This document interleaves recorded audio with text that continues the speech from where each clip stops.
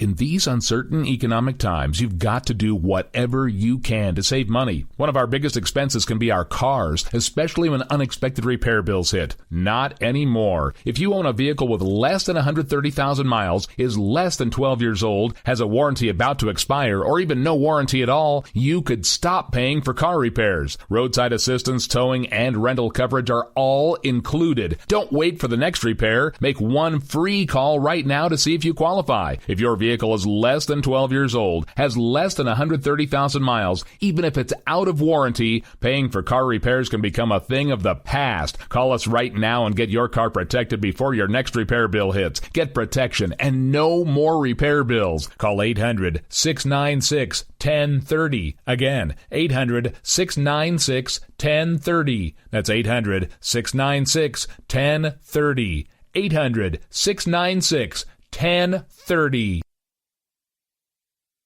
Joe had huge problems with the IRS. I knew it was coming. I hadn't filed taxes since 1990. All the IRS letters coming in added up to a nightmare. It got up to like $68,000. My heart started beating fast. It's like, there's no way, man. I mean, I ain't going to be able to do this. Then they stopped his paycheck. So that's when I started making phone calls and found U.S. Tax Shield. U.S. Tax Shield went to work immediately. They just took the bull by the horns. What blew my mind is he called the IRS right then and there. So why is U.S. Tax Shield A+ rated with the Better Business Bureau? Joe knows. They saved me a ridiculous amount of money. If you owe more than $10,000 to the IRS or state, choose the company Joe chose, U.S. Tax Shield. It was the best decision I made. U.S. Tax Shield is the way to go. Life is good. Thank you, Lord.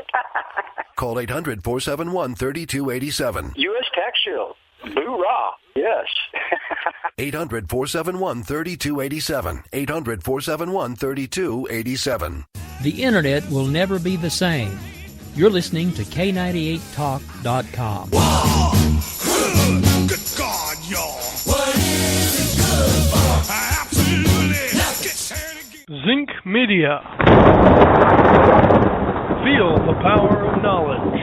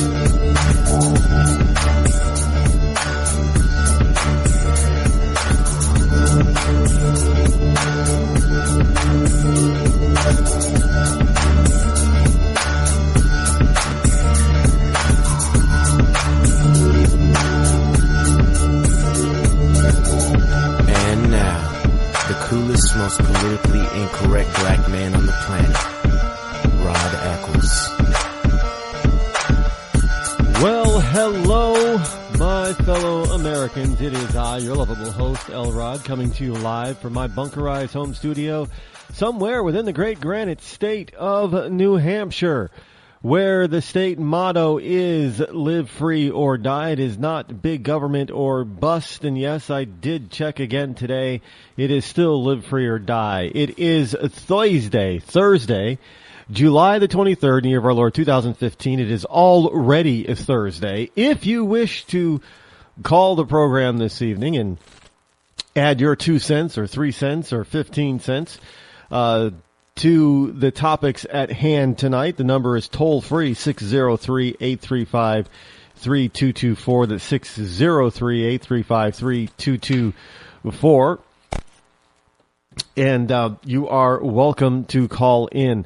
You know, it was another rather beautiful day. I mean, today I had a full plate, which is typical for me. Excuse me. It is typical for me to during the weekday to have a full plate. So much so that here in the bunkerized home studio, I've forgotten to water my coffee tree plant, and I'm looking at it now, and it's looking a little wilted. Now, I don't know much about growing coffee. I really don't.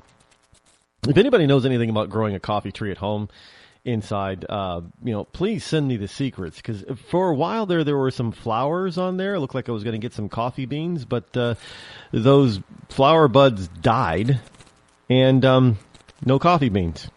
So I don't know what I'm doing wrong. Maybe I need to fertilize it somehow. I don't know. I know I should probably just look it up online. How to grow a coffee plant at home. Anyway, I like the looks of the shiny waxy leaves, and the tree is getting pretty tall. Actually, it's probably a good 4.5, 5 feet now tall, and it has a woody trunk, and it's growing, keeps growing.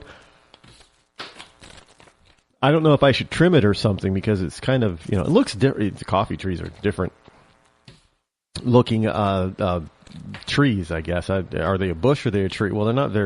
It looks different to me. I don't know. Maybe I'm just growing the darn thing all wrong. Who knows? Evidently, it doesn't want me to save money on buying coffee, because it's not giving me any coffee beans. And it's a good amount. It's probably a good 5 years old now, 6 years old. In any event, here we are at the heading into the last days of July, and you only got about a week of July left. Then you get into August, and then the rush is on to try to cram everything into what's left of summer. That's the only problem with living in New England, is our summers tend to be rather short. 2 or 3 months, and that's it. And but don't get me wrong, we have an absolutely spectacular early fall. And in the past couple of years, we've had an absolutely beautiful snow-filled Christmas season.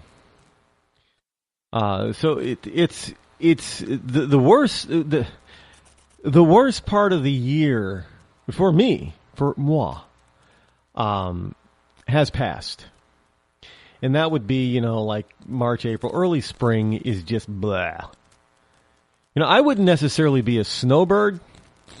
As I get older, I wouldn't necessarily be headed to places like Florida, Arizona, or other places warm.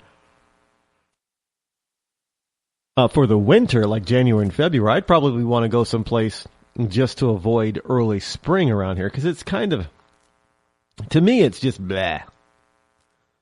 Some people like it. I don't particularly like the months of, end of April it starts to pick up. But a lot of people talk about, things like April is, supposed to be, April showers bring May flowers. Well, April is more like mud season. Although March does bring in the new maple syrup, the fresh batch of maple syrup.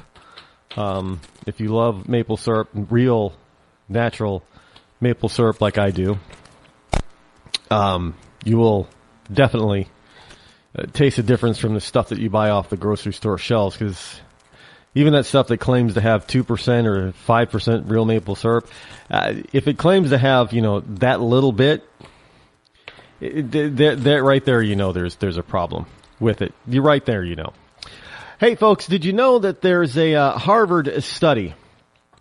And by the way, just hang on today, because we got a bunch of stuff we're going to cover. Some stuff from Chuck Todd is on the agenda.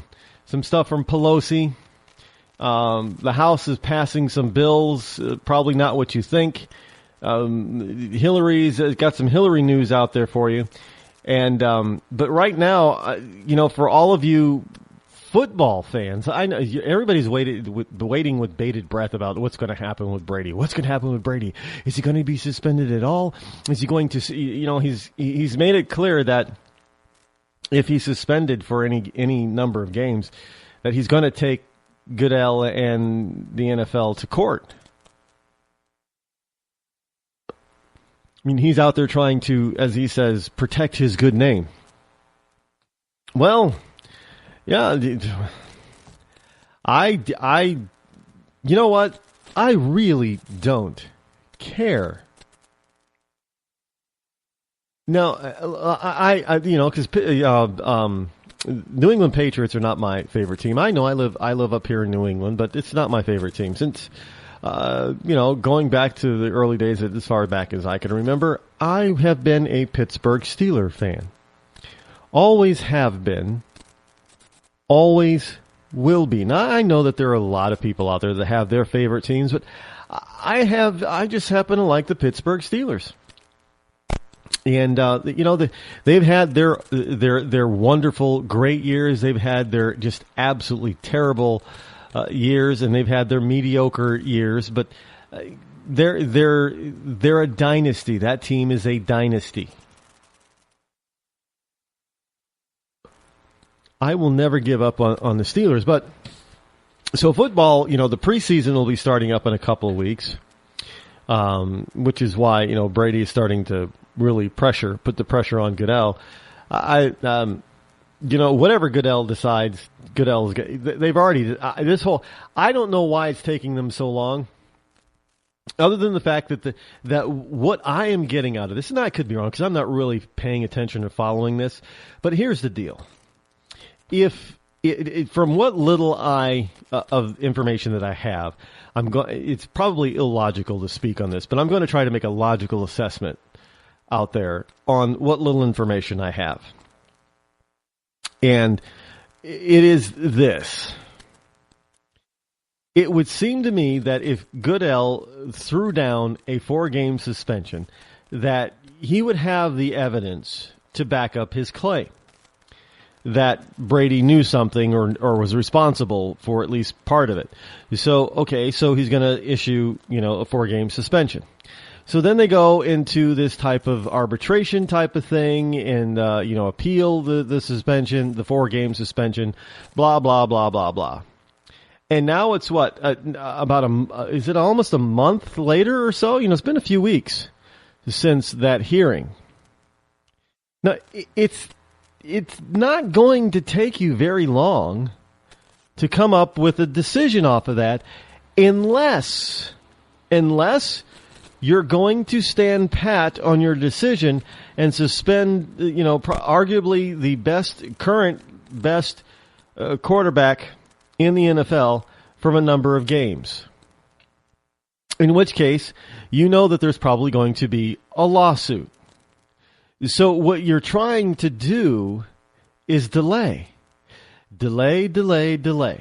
Well, if you don't issue your decision on the arbitration or whatever it is, the appeals, until like 2 weeks before the season officially starts, it is unlikely that Brady is going to be able to get his appeal or his lawsuit heard in a court of law before the football gets kicked in a game. So he's kind of hoping, in my view, Goodell is kind of hoping that he can delay this long enough to make the decision so that when it comes right down to it, that a 1 or 2 game suspension is still going to fly. And now, of course, Brady, he's hired a bunch of people, lawyers that aren't stupid, so they're going to try to say, while we are appealing this or trying this, can you set aside the commissioner's decision to suspend him? And a judge is most likely going to say, motion granted. You can't suspend Tom Brady while this appeal or lawsuit, litigation, whatever is going on. And, that could be a month or two. So, but if he loses, then, he's going to be serving a suspension sometime in the middle of the season. But if he wins, that means he doesn't miss any games. He doesn't miss any games. You get what I'm saying? That's the way it is. But I am not here to talk about Tom Brady because, again, I don't really care. But I'm bringing that up because football is coming rather quickly, which also kind of helps to usher in fall and marks the end of summer. Unfortunately, that's the only bad thing about looking forward to football because that's a fall sport. And you have to say goodbye, at least around in New England, to hot summer nights. Remember that song from Grease?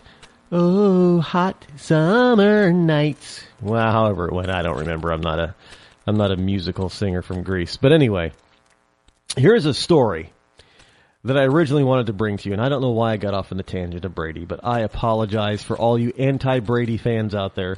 And there are a bunch of you. I know a lot of people. Look, either you love him or you hate him, and there are a bunch of people that, probably just as many people hate him as love him. And so I call them, they're Brady fans and anti-Brady fans. So when you anti-Brady fans, you're just as adamant about disliking the guy as the pro fans are of supporting the guy. But in any case, we have a study here. A study. Now, pay it close attention and write this down, because we're going to have to visit this study sometime in January of 2016. And this is a study that is thinking that they're going to predict who's going to play in the 50th Super Bowl in 2016. And people are going to be shocked it's a Harvard study. These Harvard students decided to do a study, I guess. But they're saying that the Seahawks are going to be in Super Bowl 50 facing off against the Miami Dolphins. A student at the school has developed a model for predicting the odds for each NFL team to make the 2015 playoffs, and his picks for the top teams in each league are both expected and shocking. Now, Kurt Ballard had his findings published, actually, on the Harvard College Sports Analysis Collective webpage. He decided that he was going to try to... Harvard, you spend all that money to try to predict, on a Harvard education, to try to predict who's going to win the Super Bowl. Now, I guess if you can accurately predict who's going to win the Super Bowl, you might want to put bet a lot of money on it, and then you, of course, would win a lot of money. But then you'd have to wonder, will somebody think that because you put all this money down, are you actually out there trying to, puff up the results or the returns, as it were? Speaking of puffing up the returns, is it New Bedford? New Bedford, Massachusetts. They were supposed to be building a new casino, but the operator that was going to be a part of building it has decided they don't have the money, or they don't want to spend the money, or something like this. I don't know. I heard it in passing. I wasn't too sure, but it doesn't look like there's going to be a casino anytime soon on the Cape in New Bedford. But in any case, the findings published on the Harvard College Sports Analysis Collective webpage. Here's how he got to the numbers for each team. Now, the method that he came up with uses Pro Football References approximate value statistics, the site's best measure of trying to tease out individual talent. Then using ESPN's NFL depth charts. Now, I don't know what half this stuff means because I don't get into all this stuff. But let's just say that he did a lot of mumbo jumbo in there to come up with this study. To do this study, he had all this mumbo jumbo to come up with two teams that he thinks is going to end up in the Super Bowl. And keep in mind, this is New England. Just saying, this is New England, and they're not predicting that well, I don't know, maybe Brady will quit or something. He'll just drop out of the NFL, retire early or something. But they're not predicting.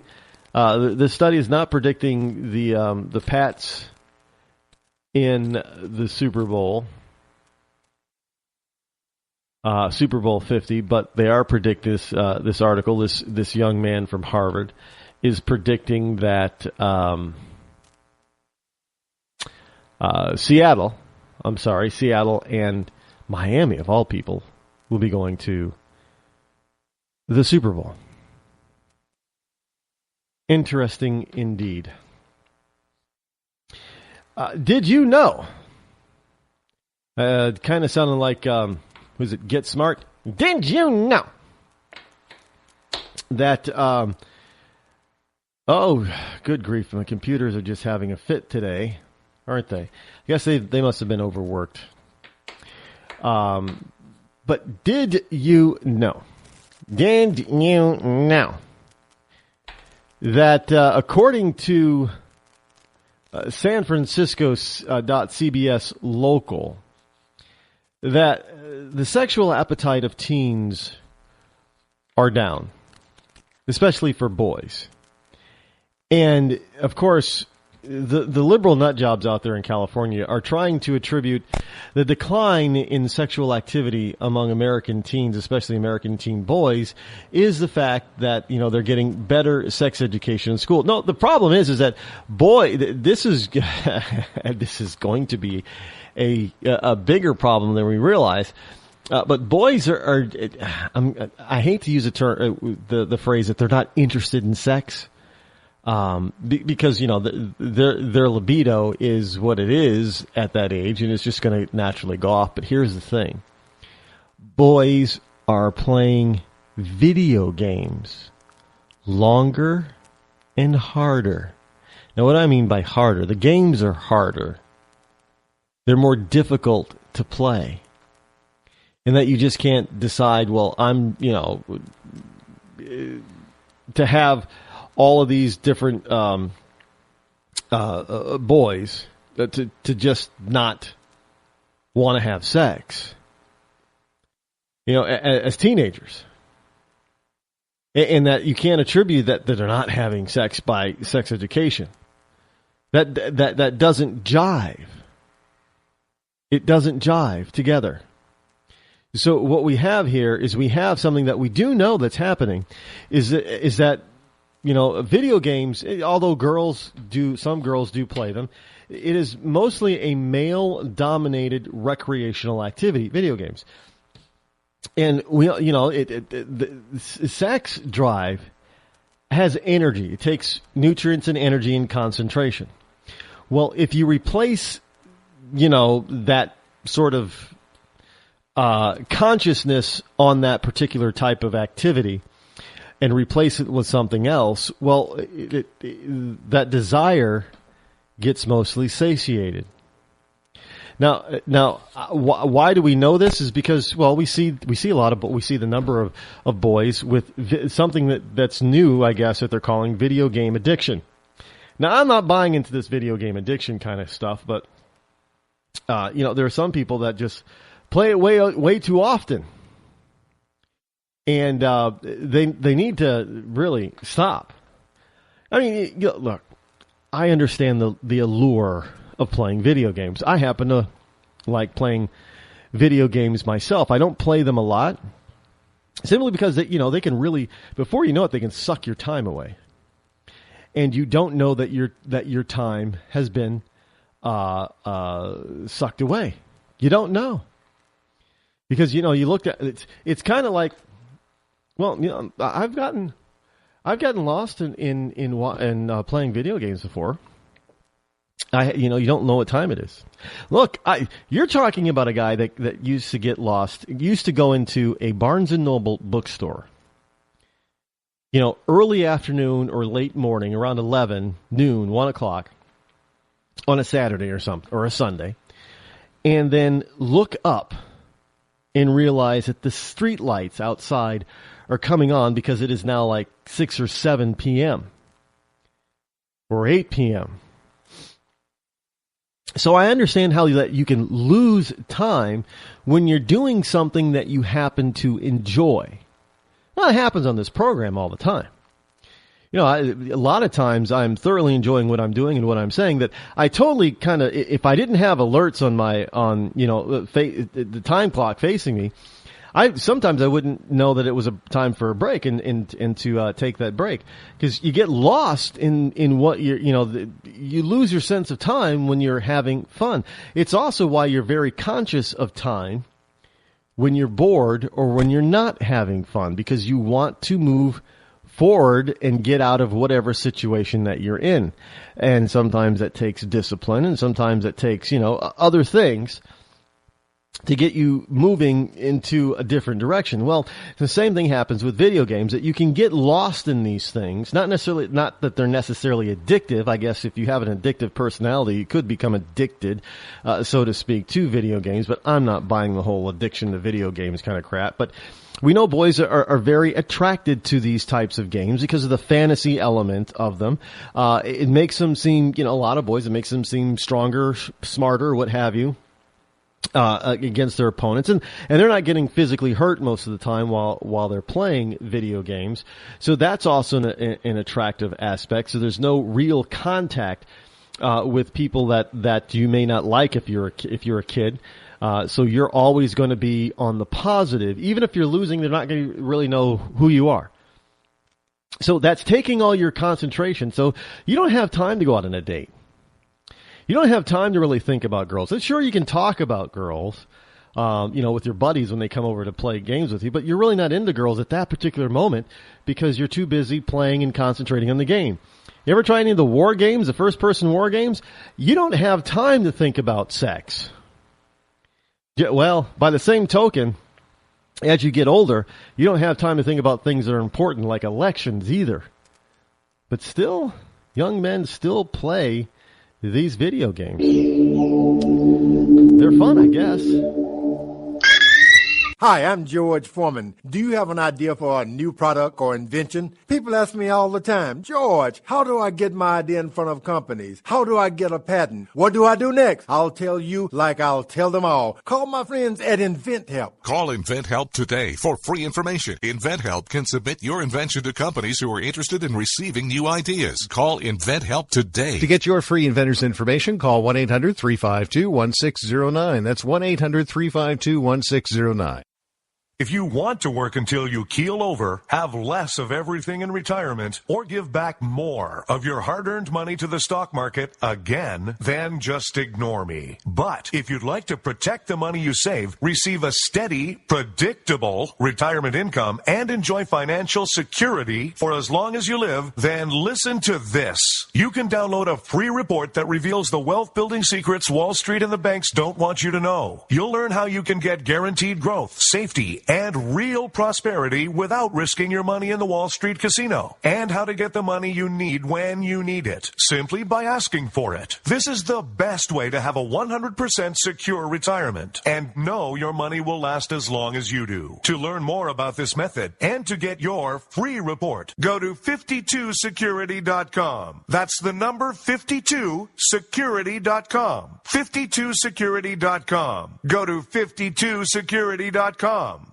Hurt or injured in a car accident? It can be hard to take the proper legal action after a car accident, but waiting can cost you more. The law requires car accident victims to assert claims promptly. You could lose out by simply waiting. Call 800-709-4667 right now to see what your claim could be worth when handled by a skilled attorney. With a lawyer fighting and speaking up for you, you could be entitled to a big cash award. Call 800-709-4667. That's 800-709-4667. Now it's fast and easy to connect with the legal help you need after your car accident. Call 800-709-4667. The call is free, but you need to act now before time runs out on your claim. You need a lawyer to fight for you, protect you, and get you the compensation you need and deserve. Time's wasting. Call 800-709-4667. That's 800-709-4667. Call now. I considered suicide so I wouldn't put my family through all the pain. Many of our warriors are returning home from the battlefield, only to face a new war as they struggle with devastating injuries. At Wounded Warrior Project, we understand. We're there to help.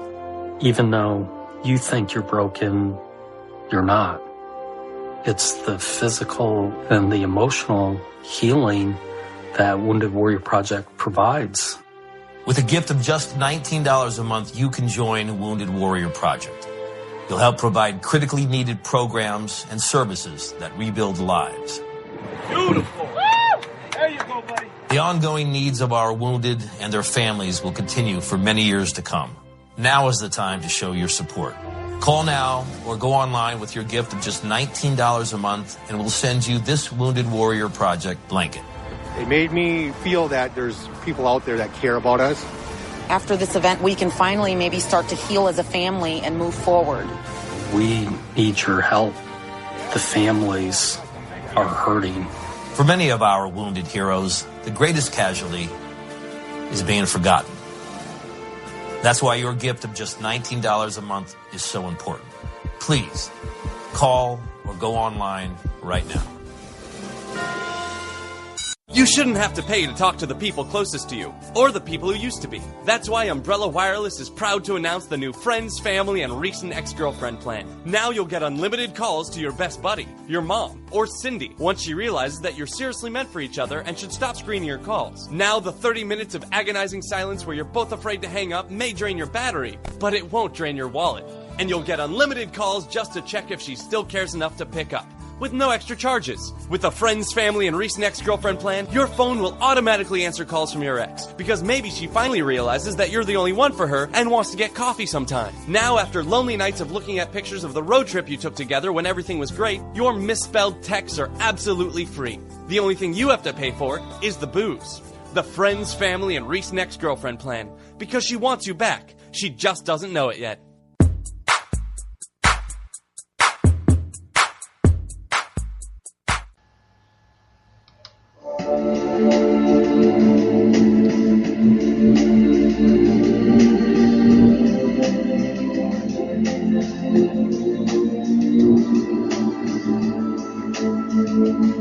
Rod Eccles.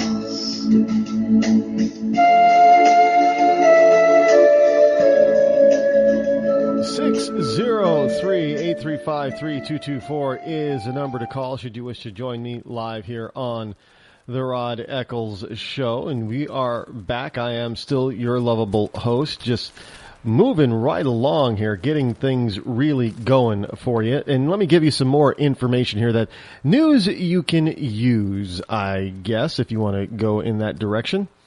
But this is from the Daily Caller.com. Chuck Todd, or as Rush Limbaugh likes to call him, F. Todd. Chuck Todd, the host of Meet the Press, was talking about a new Quinnipiac poll showing Democratic Party frontrunner Hillary Clinton seriously underwater in her favorable ratings. And he made a damning statement about the former Secretary of State, former Senator, former First Lady. He said, the more voters see of Hillary, the less likely they are to like her. And this is what he said. Chuck Todd said, this fits another pattern of hers. Whenever she's been out front as the face of the Democratic Party, her numbers have gone down. They always have whenever she's in the focal point. Clinton has a 23-point deficit in her unfavorable rating in Iowa, with 33% of voters having a favorable view of the former Secretary of State and 56% with an unfavorable view. In the swing state of Virginia, it's 41% favorable, 50% unfavorable. In Colorado, Hillary is viewed favorably by only 35% of voters, while 56% have a negative view of her. By example, if it wasn't for Donald Trump, the biggest story of the summer would be Hillary Clinton's problem solidifying herself inside the Democratic Party, according to Chuck Todd. It would be the Bernie Sanders boomlet. Because Sanders has been taking off, very, very, very much so. He's been taking off because people just do not like Hillary Clinton. They do not like her, Sam I Am. They're not coming to her aid and coming to her defense. And, there are some people out there who are. Obviously, the wonderful, liberal Democrats out there are always going to promote and accept her as being the smartest, bravest political woman out there. There's nobody smarter than Hillary Clinton. No other woman out there can be president. It's only Hillary Clinton. You know, I found it funny how people always say, yeah, we got Obama. Obama's so good. I can't wait for Hillary to get in next. Why? If Obama's so good, you'd want to slow down time so it would seem like he was there more. But, you know, no, they're ready to move on to Hillary now. I guess, you know, I guess everybody's just tired. Even the left is kind of tired of Obama. But, yeah, you know, her favorable views in Iowa, 33%, Virginia, 41%, Colorado, 35%. Those are not good numbers for favorable. Her unfavorable in Iowa is 56%, in Virginia is 50%, and in Colorado is 56% unfavorable. Now, there are similar numbers here in the great Granite State for people who do not like her. And there are, you know what? There's probably a bunch of people out there who are trying to, there are a bunch of people out there who are trying to build up Bernie Sanders to overtake. And this is why you're starting to see Democrats possibly looking at alternatives. I don't know why they would think that Elizabeth Warren would be an alternative, because she's on the kook scale, kook level of Bernie Sanders, who is, you know, well, we're not going to get into Sanders at the moment, because Bernie Sanders is Bernie. Everybody knows who Sanders is. He's a well-known socialist, bordering on communist. You know, if people can be, according to Bernie Sanders, if people can be coerced and forced into supporting somebody else simply because the person who Bernie wants to do the supporting actually has a little bit of something in the form of, you know, wealth that they've worked very hard for, and Bernie's out there saying, yeah, no, they can't own that much. They can't have that much. They've taken it from the middle class. They've taken it from the poor. They have got to give it back. And in order for them to give it back, because they won't do it on their own, then we're just going to have to raise the taxes on them and take that money and strip it from their closets and strip it from their backs and strip it from their homes and strip it from their businesses, because they won't voluntarily give it all that we need so we can give it to the poor and help make their lot in life a little bit better. That's Bernie Sanders. You know, from the many to the few. Not the way it's supposed to go, though, right? Yeah, no.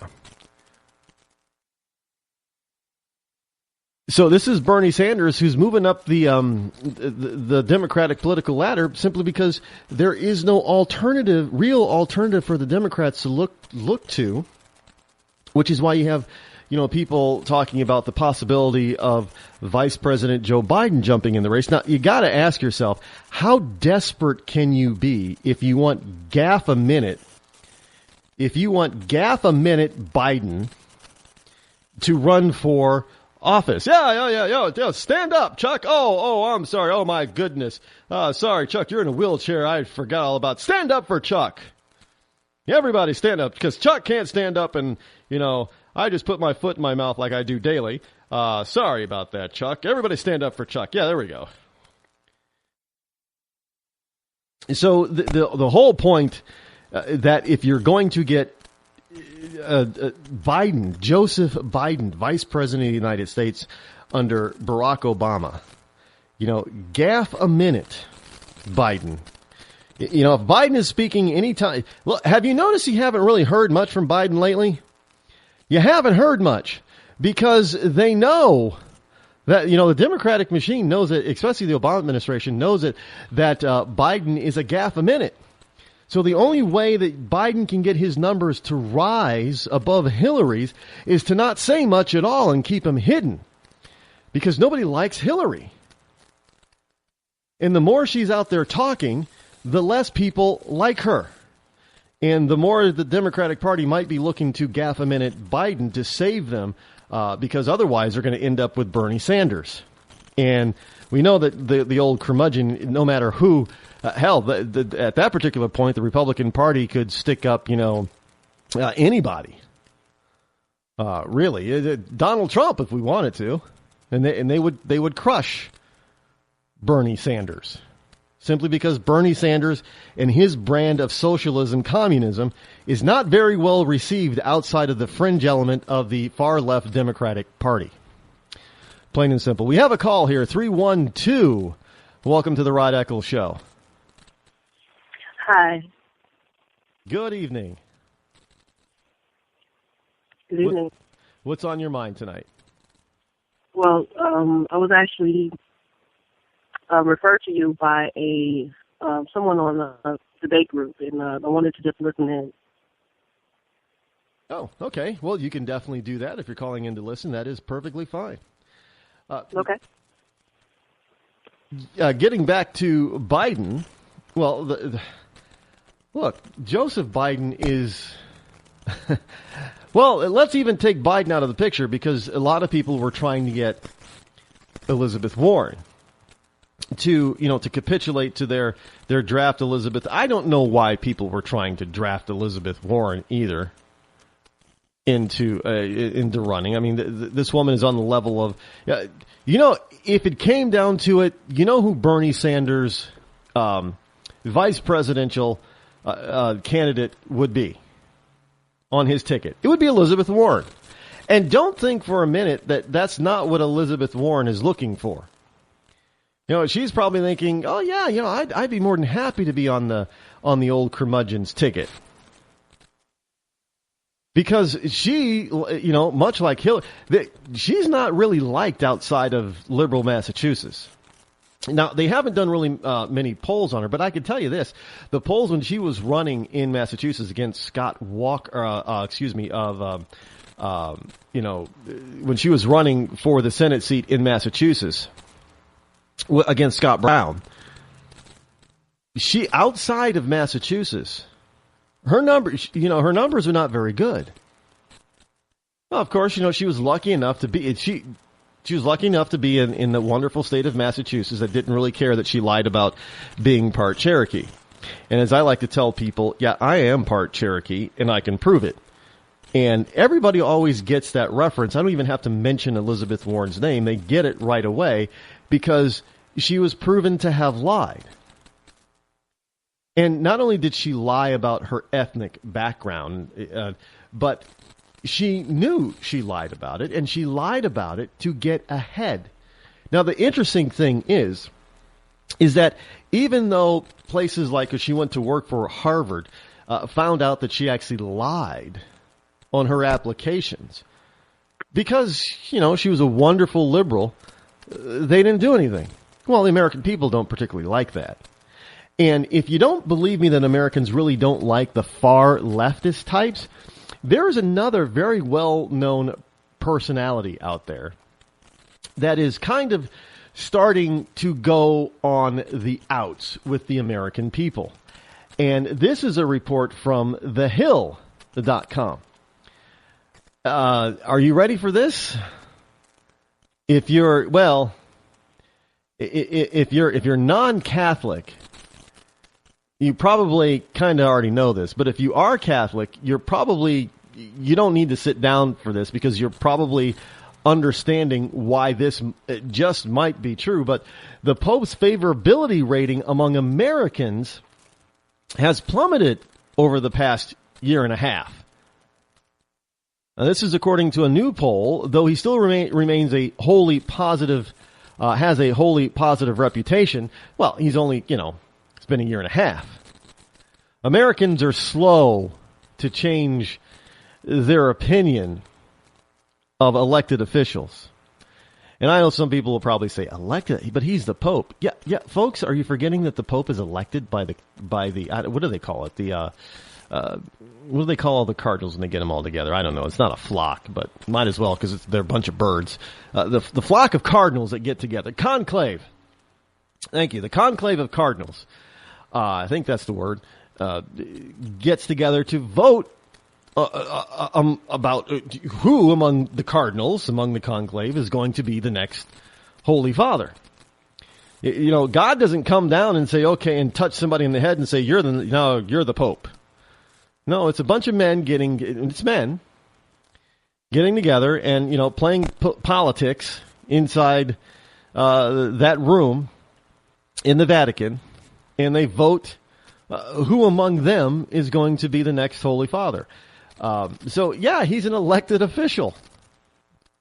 No different from well, I can't say no different from the President of the United States, because, you know, millions of people get to elect the President of the United States, where, you know, there's only a few cardinals. I'm not Catholic, so I don't know the exact number of cardinals that there are that come together from all over the world and form a conclave and get locked in that room until they figure out which one of them is going to be the next pope.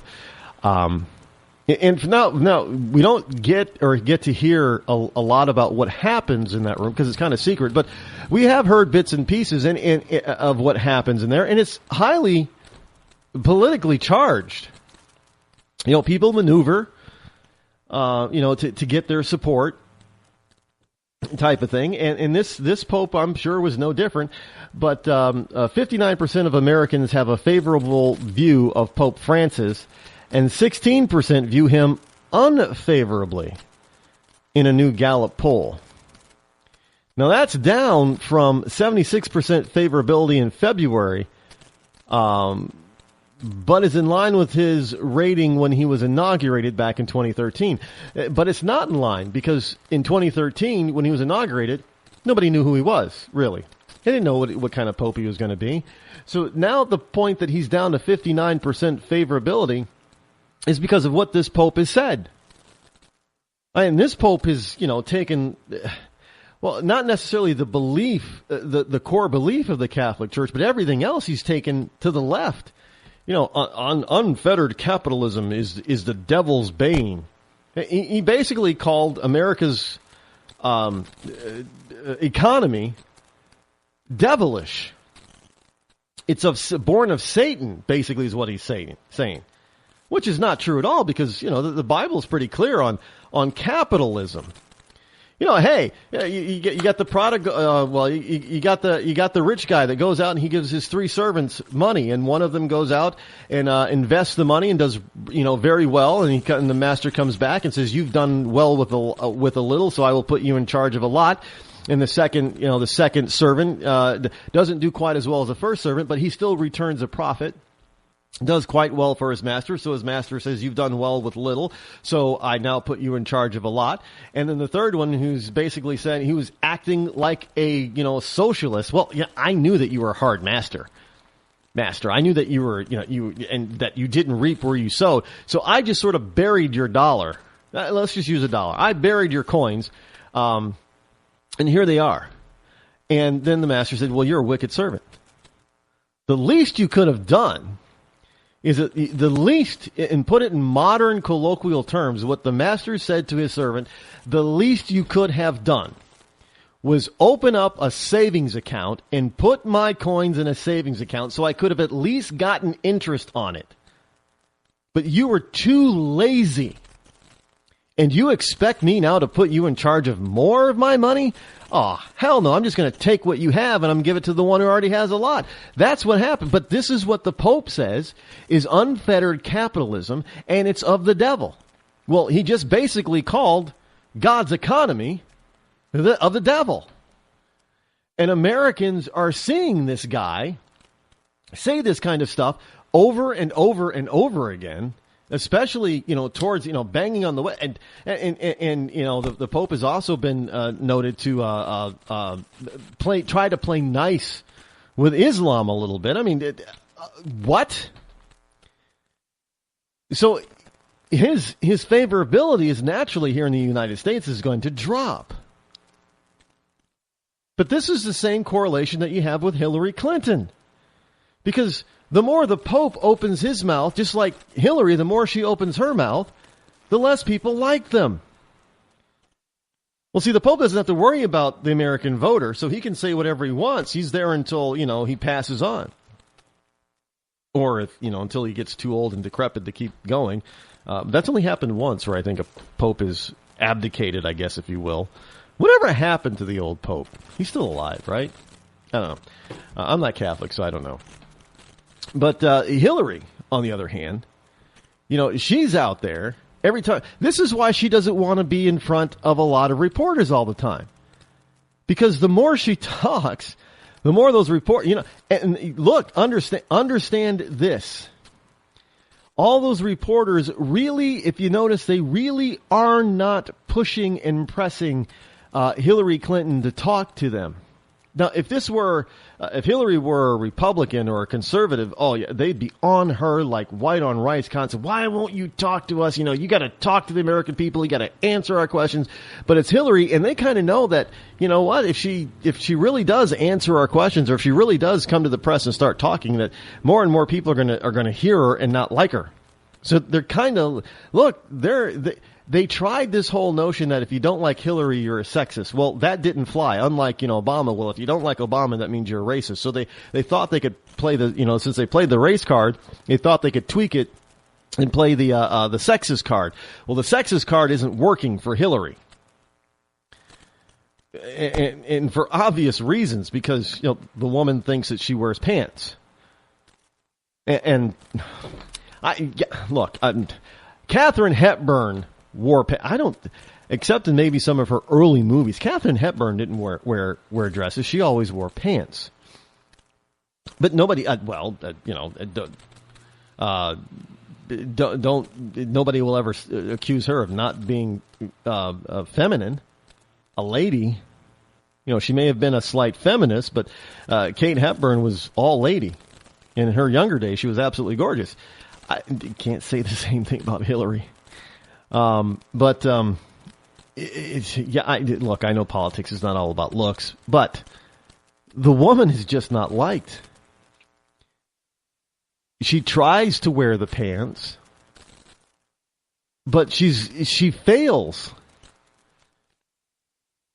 And then she gets caught in lie after lie, and she obfuscates on the lies, and the lies that she tells are so obvious. Well, I didn't know that there was a subpoena for my emails. How can she not know? Hey, everybody was talking about it on Capitol Hill. Everybody was, everybody's trying to find her to serve her the notice, and everybody was asking for her server, her computer server that she already knew was illegal to begin with, but everybody was asking her for it, and she kept saying, well, I don't know where it is, and now it disappeared, and now it's gone, and here are 50,000 emails that I already gave you, and blah, blah. But then she wants to come out and say, well, I didn't know that I was under subpoena to deliver. And she expects the American people. She's kind of like Chuck Schumer. Now, Chuck Schumer, as I have stated many, many, many times before, Chuck Schumer is an evil elf. And why do I say he's an evil elf? Well, because the way just his facial expressions, he kind of looks like an evil elf. He looks out over those reading glasses of his, and he's, just has that type of face that he just looks like an elf, and he looks kind of evil. But Chuck Schumer is a type of person that will look you dead in the eye and lie to you. But that's not what makes Chuck Schumer evil. What makes Chuck Schumer evil in my book is that he will look you dead in the eye and lie to you. And he will know that he's absolutely lying. But he will still expect you to believe it. So the man knows that he's lying, but he still expects you to believe that he's telling you the truth and to let it go and leave it at that. That is evil. So it's kind of like, your teacher in the third grade looking at you and telling you, and you saying, well, teacher, I think I've finally figured out that 5 times 5 is 25. And your teacher's sitting at his desk or her desk, and she looks out, over the rim of her glasses and looks you dead in the eye and says, 5 times 5 is 30. Now, she knows that she's lying, that she's wrong. She knows that you now know that she's lying, that she's wrong. But because she's the teacher, she fully expects you to believe that 5 times 5 is 30. That's Chuck Schumer. That's Hillary Clinton. They will look you in the eye. They will lie to you over and over again. But, hey, they will expect. What difference does it make at this point? Makes all the difference in the world, Mrs. Clinton. If you're going to lie to the American people constantly, well, how do you expect them to trust you? Now, you have to understand that when somebody with these unfavored, it is historically impossible. Well, I shouldn't say impossible. It is historically unlikely that somebody who is disliked as much as Hillary, unfavorable numbers as much as Hillary, as high as Hillary's, can get elected to anything, let alone the presidency of the United States. So we might, think, well, let it go. Let her continue on and let her become the nominee and we'll trounce her. No, not so fast. Because a lot of us didn't think that, well, not me, because I warned people, but a lot of people thought that Barack Obama wouldn't get elected once. But then we have learned that not only did he get elected once, but he got elected twice. And people are saying, how the hell did that happen after he lied to us over and over again? Well, sometimes it just takes a little bit of magic, but you got to wonder, does Hillary have the magic? God, I hope she doesn't have Bill's magic or we're in trouble.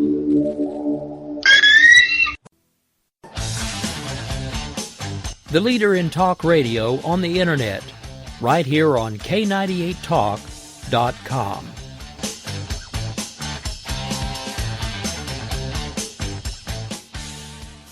When our water heater broke down last month, it was a nightmare. It took 5 hours for the plumber to show up, and he charged us a couple of $100 just to come out. Then it cost another $1,800 to put in the new water heater. By the time it was all said and done, I felt like I'd been taken. But what else could I do? The smartest thing you can do is get a home warranty from American Residential Warranty. Their home warranties pay to repair or replace all your major appliances when they break, and they will break, and at the worst possible time. Call American Residential Warranty right now for free information on home warranties starting at just pennies a day. Don't wait for your refrigerator to stop running or your ceiling fans to stop turning. Call American Residential Warranty right now. Ask how you can save up to 50% on washer and dryer coverage. Just call 1-800-513-6154. That's 1-800-513-6154. Again, 1-800-513-6154. Call now.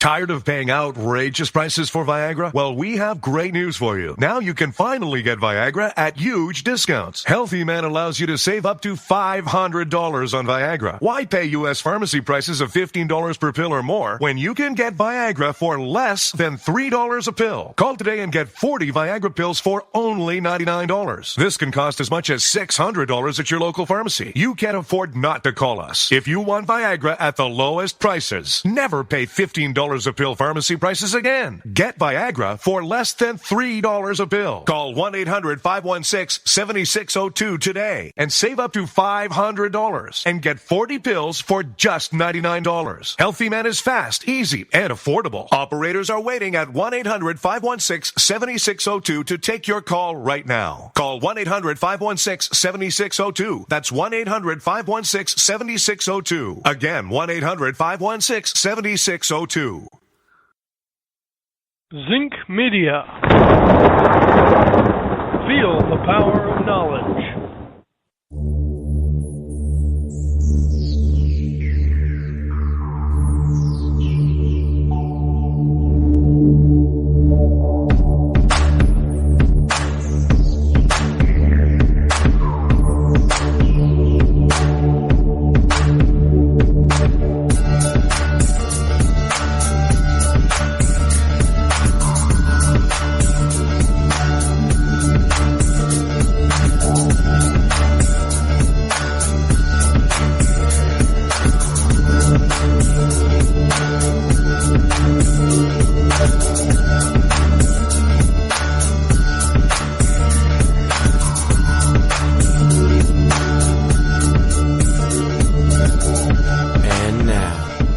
coolest, most politically incorrect black man on the planet, Rod Eccles. You know, Hillary is still out there talking about, when she talks about her stuff, and every time she opens her mouth, her numbers fall. Her positivity numbers. Somebody said that once. I can't remember who I first heard that say positivity. Well, it might be a word now, but I don't think it was a word when it was first said, positivity. Somebody invented that word, but Hillary Clinton's positivity is was it Al Sharpton? Anybody? It sounds like something Al Sharpton would say. Yeah, it's the positivity. Or maybe it was, actually, when I think about it, the more I think about it, sounds like something Louis Farrakhan would have said. Positivity. We all have a little bit of it. Got to get that positivity. Well, I don't have any. Somebody asked me the other day about what I thought about Louis Farrakhan, Minister Farrakhan, and if you want to know my shtick for Farrakhan, is that Farrakhan is a. Let me just say that. Oh hell, I'm not going to be politically correct with this guy. He's a dangerous, racist, bigoted, Islamic, fascist man. And he identifies more with ISIS and terrorists than he does with his fellow Americans. Plain and simple. And not only that, but I happen to believe that maybe he didn't do it himself, maybe that he wasn't directly involved himself, but I believe that Minister Farrakhan knows who and why Malcolm X was assassinated. I believe he knows that. And maybe he had nothing to do with it directly, but he has knowledge that he is not forthcoming with, simply because, he's now the guy in charge and he kind of likes it that way. That's what I think of Minister Farrakhan. That's what he's called, right? The only good thing, some people have said, well, the Nation of Islam is good for the black community because it teaches them discipline and, keeps them off drugs and keeps them out of violence and all that. Well, no, they kind of treat women poorly. And, they have this racial aspect of hating white people.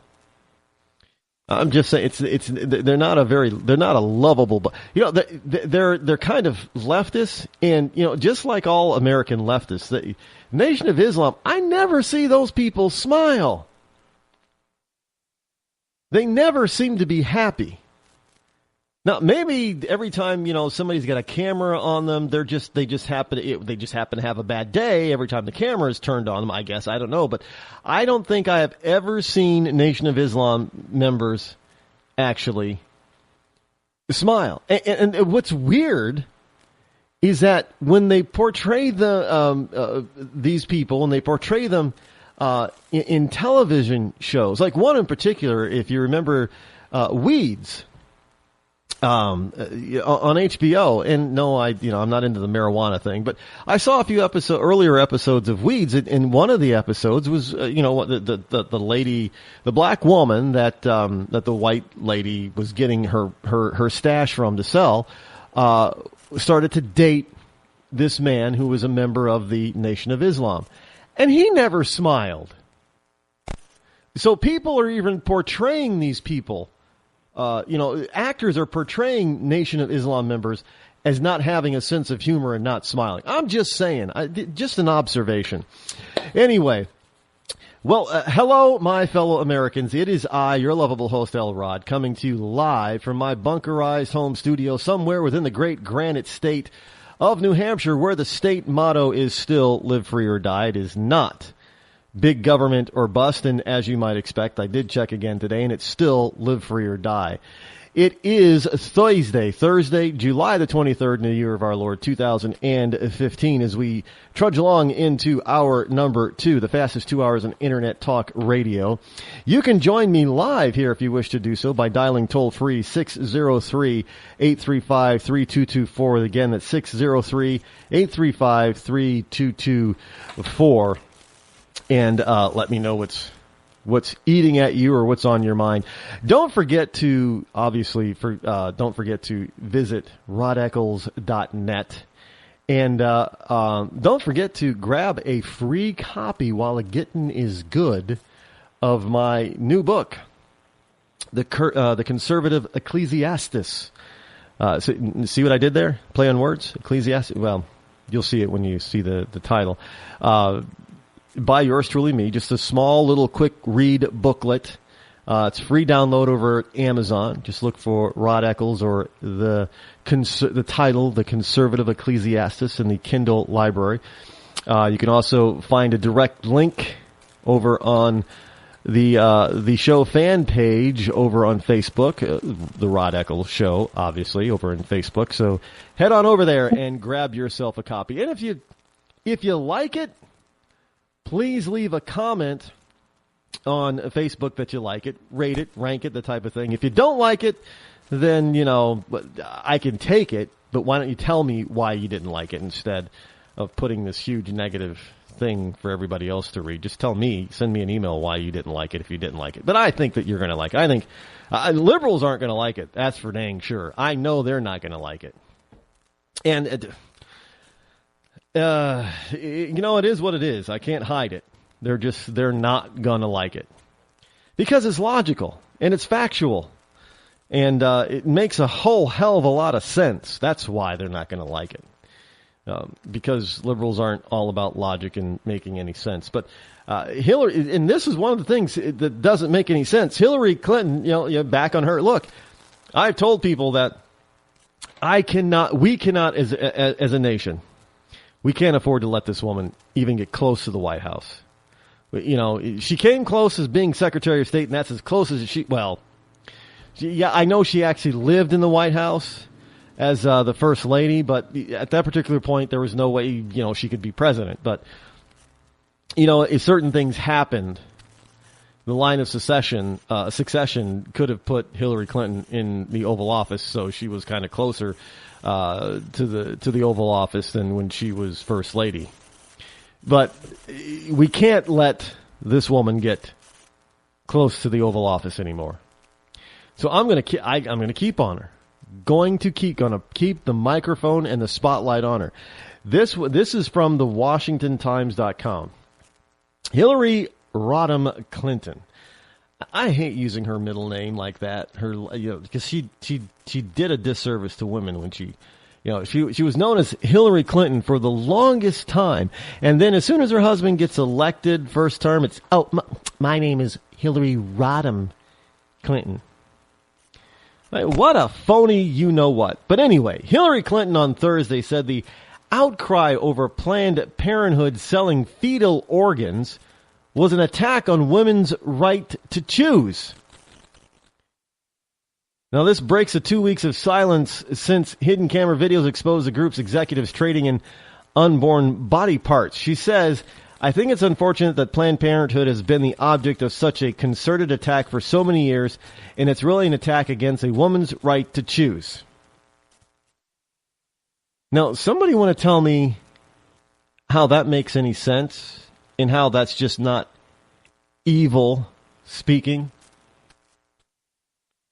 It's an attack? Look, this is something that these two female doctors within the organization in the hierarchy of the Planned Parenthood organization are saying that they're doing. How is it an attack when they're admitting that they're doing this? It's an attack on a woman's right to choose. Look, I've been over this. A woman doesn't have a right to choose to murder anybody. So why do they have the right to choose to murder an unborn baby? Especially if that unborn baby is then going to be used to harvest. Now, I don't know how many times I said it that I have tried to compromise with liberals on this, even though I believe that that life begins at conception. I am willing to try to compromise on certain things, on when life might begin, but liberals don't even want to go there. In fact, people like Hillary Clinton want to have late-term abortions. Now, we know that babies are very viable in the late second and third trimester. So are we not really murdering kids? I think we have a call here. Somebody want to chime in on this one? Yes. Go right ahead. Okay. Excuse me. I was kind of like sitting idly by just listening, and this subject happened to come in right around the time that I actually needed it to, because you said that there are things that, there are situations where you would allow it. Could you explain what those situations are? No, I didn't say there were situations I'd allow it. I said I was willing to compromise. Okay, what would you be willing to compromise on? Well, let me ask you this. When does medical science say that you're dead and there's no way for you to come back?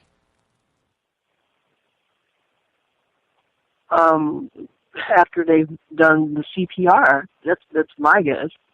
And you haven't come back, and I guess you're dead at that point. No. When they hook you up to a machine and they read your brainwaves, they say, and you can look it up, if there is no brainwave activity, there's no possible way for you to be alive, so you can't come back.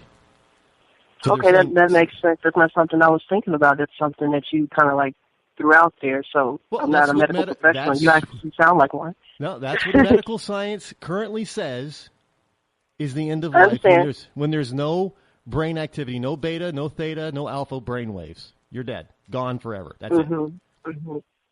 Okay, so if medical science says, and the consensus is, since the left likes to think in consensus, is medical science has a consensus right now, from what we know, that you're dead when there's no brain activity.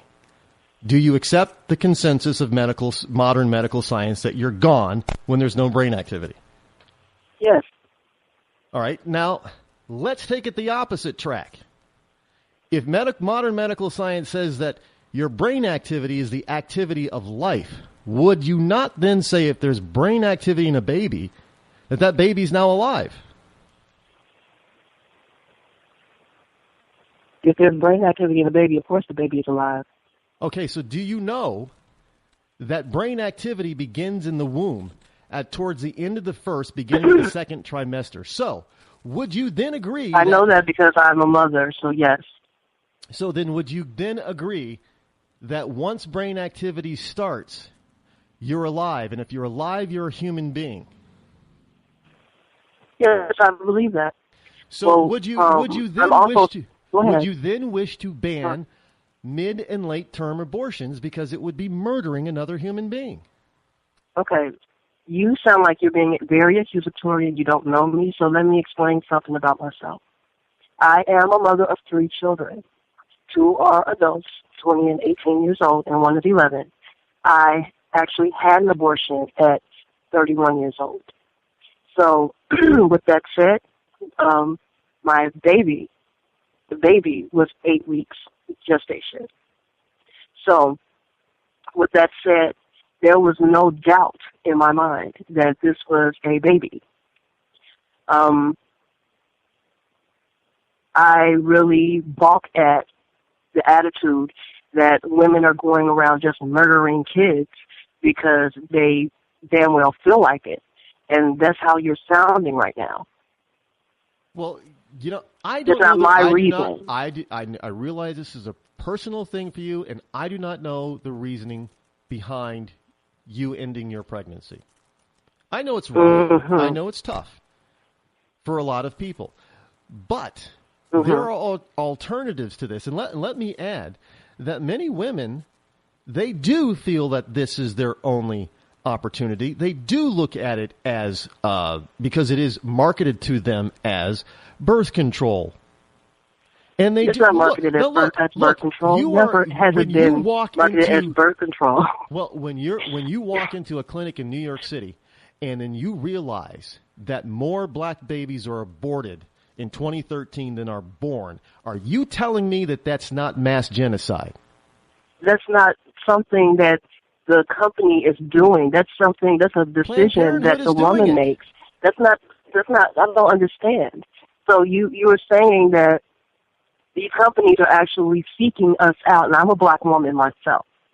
So you're saying that these companies are, well, let's just put it this way. I had an abortion. I didn't go through Planned Parenthood. Nobody sought me out. I went looking for a place for this to happen because of my situation. So with that said, and how did you find out about the place that you finally went to? I'm sorry? How did you find out about the place that you finally went to? Me and my ex-husband actually did research. Okay, now they didn't come looking for me. No one knocked on our door and said, hey, we are here for you to have this abortion. Look, how do you think that research gets out there? Now, I'm going to be very blunt with this because I happen to be in this field. And you think that they're not searching you out. It's called marketing and advertising. How could they be searching me out when they don't know my situation? It doesn't matter. The whole point is advertising and marketing. We didn't go through an advertising. You don't understand. It's like on a daily basis. Going to a hospital. You want to actually research the hospital you're going to, right? Hospitals advertise now. They're marketing. Everybody does. Planned Parenthood gets nearly over $500 million tax dollars every year just to do just that, to promote. Mm-hmm. So this whole notion that they're not out there actively seeking you is false. They're not. They're advertising I actually experienced when I lived in New York, when we were stationed in New York, I actually experienced on a day off, a nice summer day off, having my kids walking down the street and seeing pro-life advocates holding jars of dead fetus and pictures of dead fetuses, screaming at people they didn't even know. So that was more of an advertisement to me that whatever decision you make in life is going to be judged by other people, and it sounds like you're that person. Well, you know what? When it comes to murdering another human being, you damn well better believe I'm going to be judgmental, just like another jury member. Because we're doing it every day in a jury. We're deciding whether or not a person who deserves capital punishment or does not deserve capital punishment. And yet the first people that stand up and say, well, we should save this person's life are a bunch of liberals who, on the other hand, when they're outside that courtroom, they're saying, okay, because, just get rid of the baby. And if you think that they're not marketing to you simply because they're not in your face like somebody who's in your face about being against abortion, then you do not understand what marketing and advertising is. I'm in that field and I know exactly what it is. And I can tell you, just like Levi's, you're being marketed to on a daily basis. Okay. You just do not realize it. I'm way older. I'm not a teenager. I've been here a long time. So I don't have to be marketed to or forced to or enticed to have an abortion because it's not a cool thing. How do you buy the products and services feeling that you buy? Do you think you're ever influenced by a commercial or an advertising spot or a marketing spot? You're never influenced by that stuff and what you buy. So we're talking about how it influences the black community and how more black babies are aborted. I'm saying in total. I'm just saying that I'm saying that where they are located, they have Margaret Sanger has done such a wonderful job of controlling the black population. And I know some people think I'm crazy about this, but read her own words and listen to what she said, and you will understand I've read everything that Margaret Sanger has ever put out before she passed away. She's an Aryan, superior racist.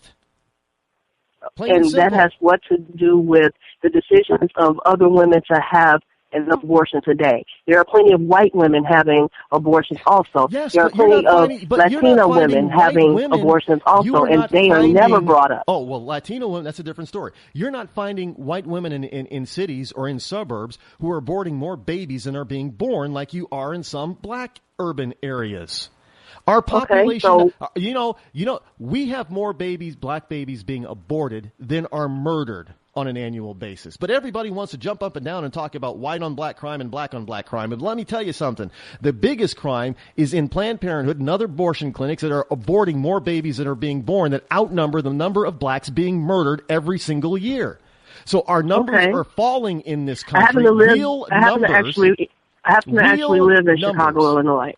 So on the south side of Chicago, where a lot of that is going on. I got family in Chicago. I've lived in Buffalo. I've even been in Detroit a lot of times. So these people always telling me, yes, I'm a black guy too. So people always tell me, well, you don't know what it's like. BS. I went to public school number 31 in Buffalo, New York.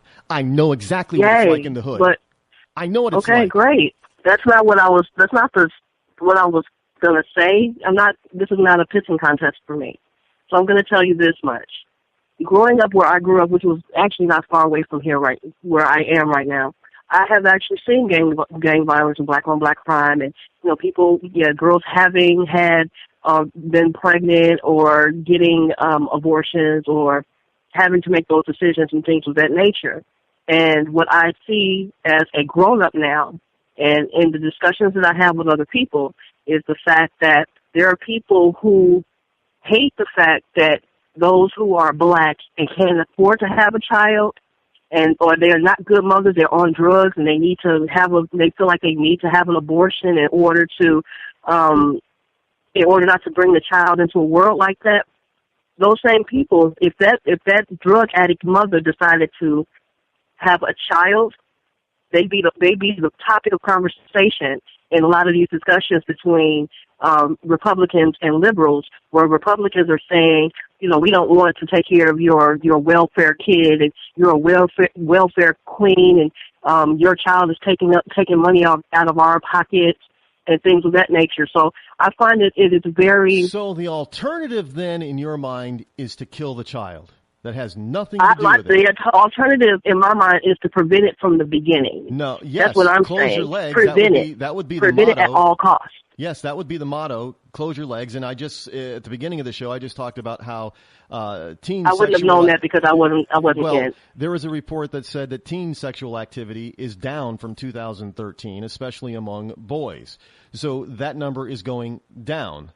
As far as teen pregnancy and teens having premarital sex in their teen years, but the other alternative is when that you get pregnant is you don't murder your child, you put it up for adoption. There are a lot of people out there that are going overseas to adopt babies. So I guess if people start having people babies in this here, country, we have a lot of people in this country who are very picky.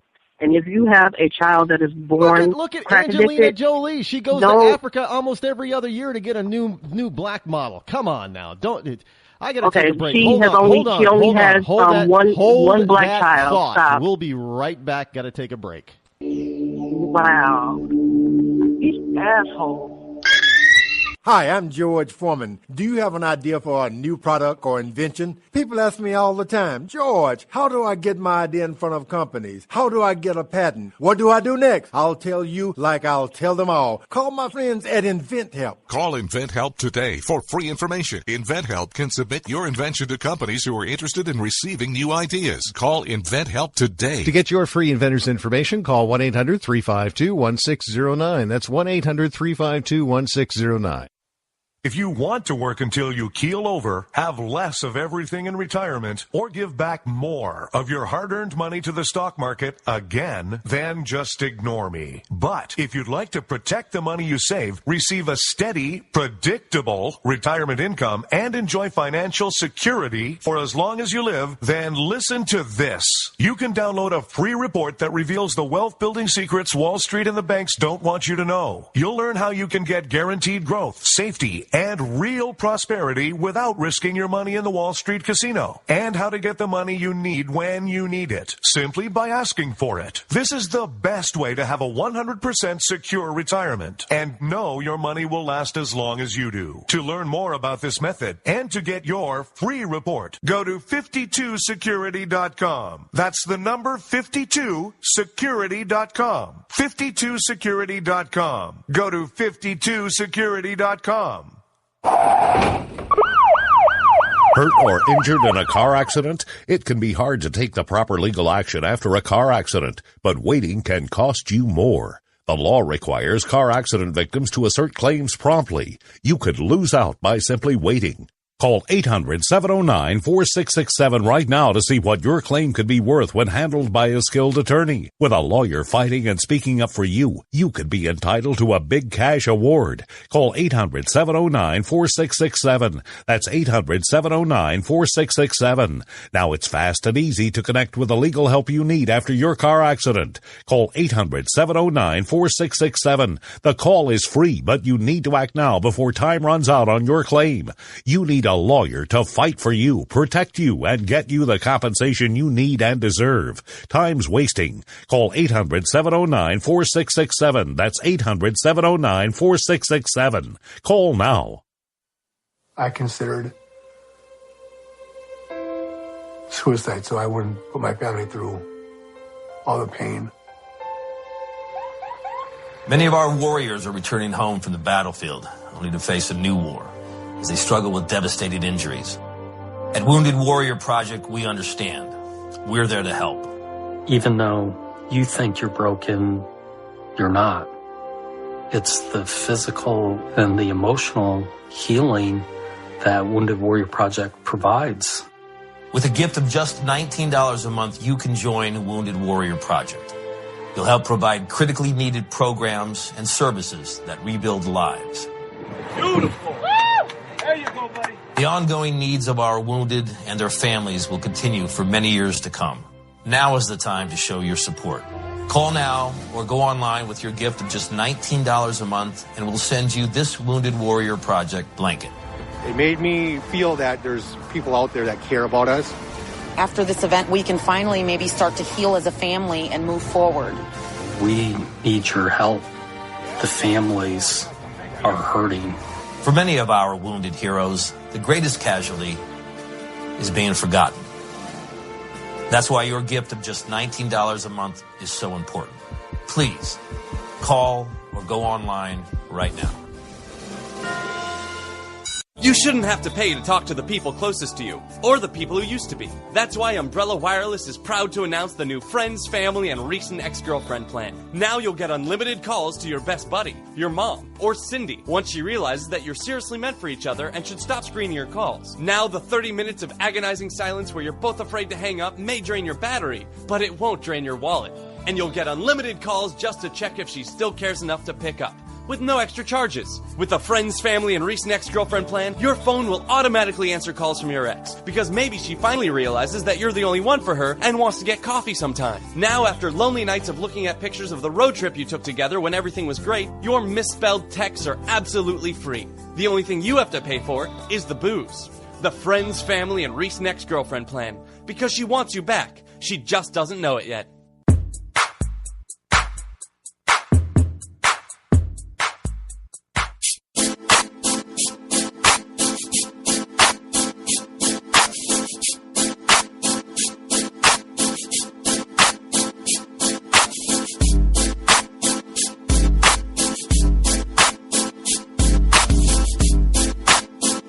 You're listening to The Rod Eccles Show.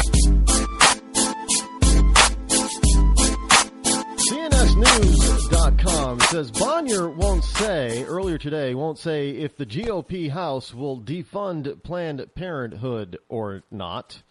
So it appears that there might be some Republicans who also like the idea of Margaret Sanger and controlling certain parts of our population. And you know, that's all it is, folks. I know some people may not like to hear that said, but that is the absolute truth. Because if it wasn't out there to control certain portions of our population, whether it be poor white people or black people or Latino people or Asian people. By the way, you don't see Asians going into abortion centers quite very often. Just doesn't happen. And quite frankly, the numbers are showing that Latinos are doing it less often. Now, the only two major groups that seem to be on the rise of utilizing abortion are whites and blacks. I don't know, maybe they're just trying to wipe each other out before before people are even born. It'll be a world of Asians and Latinos, I guess. I don't know. But anyway, get back to our caller at 312. Now you had something to say just before we had to go to the hard break. Yes, because I felt like what you said just a second ago, and I didn't mean to be rude just a millisecond ago, because I'm still a little heated about what you just said. You said that Angelina Jolie goes to Africa and she gets a child every year. She only has one African child. No. I said every other year, and she goes and gets the child of the every other year club. Look. Yeah, I was being a little facetious on that, but there was a point in time when it was very, I don't know, like an accessory. It seemed like all these single and recently wed Hollywood mothers were taking jaunts over to Korea and to Africa to adopt little tan skin or yellow skin babies. It was like the accessory of the month club or something like that. And I'm not the only one who said. A lot of people said that. How are you a pro-life advocate, but you basically you personify these children as accessories. I believe when they're adopted overseas, they're accessories. But when they're adopted here, who are they? What are they? Because you have Hollywood who is out there screaming it's a woman's choice when they could find and have these babies here and adopt American kids. But oh no, we would rather treat our American babies as garbage or being mined for their body That's one thing parts. I agree with you on. That's one thing I agree with you on. I don't think of any child as garbage, not even no child. I don't care where they are. Go and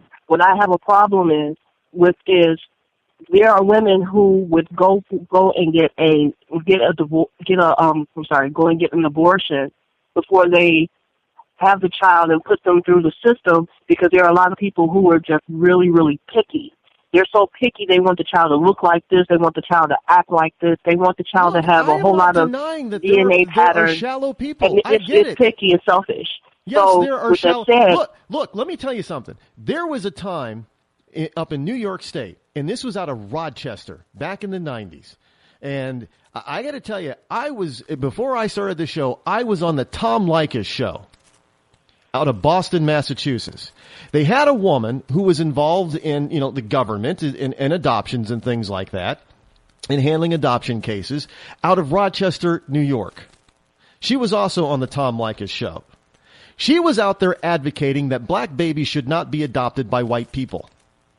Now, don't sit there and tell me that there are people that are picky when you have people in the government who are advocating that these children sit and languish when there are other people out there, be they white, Asian, or whatever, that want to give these children. I don't know if you have a problem with me personally, but that's not what I'm on. I have no idea what your history is. I'm just telling you what happened on this particular day in this particular program where we have, and you're saying that people are picky. I am not denying that we have some picky people I'm including those people. However, we have people out there that are not that picky. And they want to adopt children no matter who they are, but they cannot get them here. And so you have people like Angelina Jolie who could go through the whole process of getting them here, showing people the way, we'll just skip across the ocean and get them from over there and let the kids here in orphanages languish. And then we'll also because parents then see, or women then see, well, geez, these kids aren't being adopted here, so my best bet is probably not to let the kid be born so it doesn't go through all this anguish. It's one problem compounding another problem. Okay, so are you angry with Hollywood for going overseas and choosing other kids, or are you angry with women making the decision not to take their kids through the system? Take the children through the system. The decision has become so callous that we can actually view kids as not being children or babies, but being a lump of flesh that can be crushed on top or crushed below and have their organs harvested. And we have a bunch of people, black and white, defending the practice. Okay, let's listen, I'm not defending the practice at all. I never said I did. I think you're very angry. I think a lot of people when we have this discussion and we have this debate, a lot of people are waiting to they wish they could actually talk to the people that are doing these things.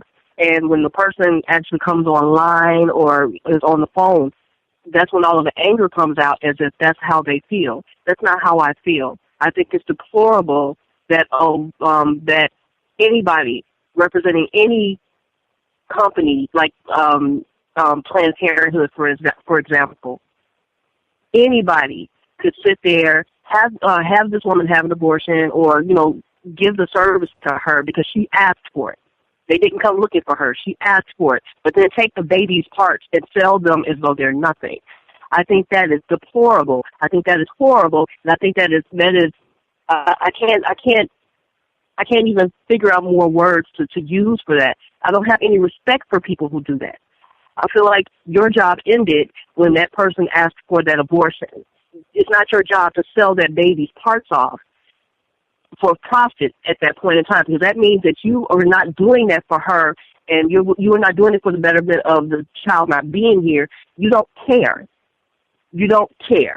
So I want to. I don't see there's a betterment of that child not being here. Do you realize the millions of children all across the planet that have been not born because of abortion proceedings, not just in this country, but in other countries that allow it as well? We're talking millions of people, and possibly, yes, there's that old saying, maybe one of those children could have had in their head the cure for certain kinds of United cancer. States, but you know how they feel about little black boys being president of the United States.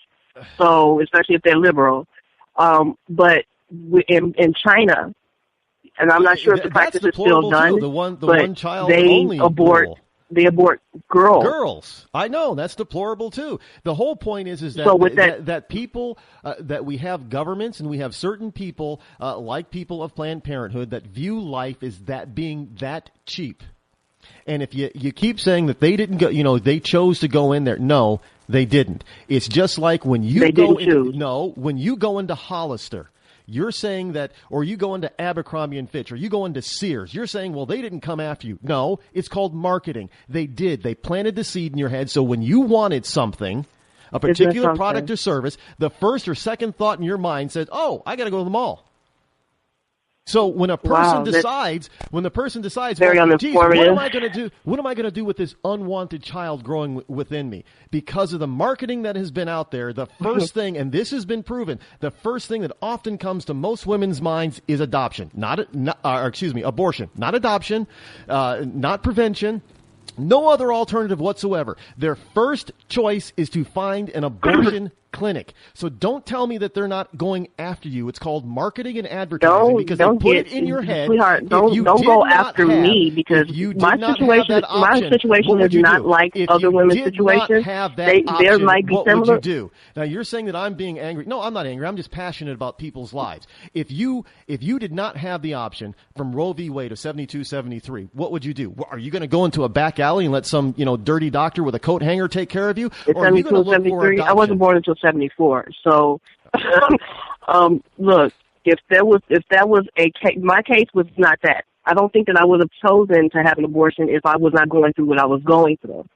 So with that said, in 72, 73, before I was born, would I have made that decision? No, because it really would depend on my situation. I had preeclampsia, and I had three children who were born between 4 and 6 weeks early because I was sick. Because I was sick from the beginning of the pregnancy to the end of the pregnancy. Had to be hospitalized, and they had to stay in the hospital. With that said, I didn't want my unborn child. I didn't want him or her to go through the horrible things that their sisters had to go through when they came into the world, and me not being able to take care of myself, walking upstairs and fainting or gaining obscene amounts of weight every week. It was not fun. So with that said, this was not something that I did that was heartless. And no, Planned Parenthood was not on my mind when I made the decision. Nobody else was on my mind when I made the decision other than my health and making sure that I was here for my children. So with that said, there are a lot of women who are in my position, whether their children were born are deformed in utero, whether and these are. There are women also who decide, you know what, I'm going to have an abortion. I don't like this man. I understand that, but that's not the vast majority of women. That is not the vast majority of women walking into a clinic that performs an abortion. I don't care if it's I didn't say it was. I just said that there were women who actually decide to have an abortion because they don't like the man. I understand your position. Understand, my sister was a preemie. My youngest niece from my sister was an extreme preemie.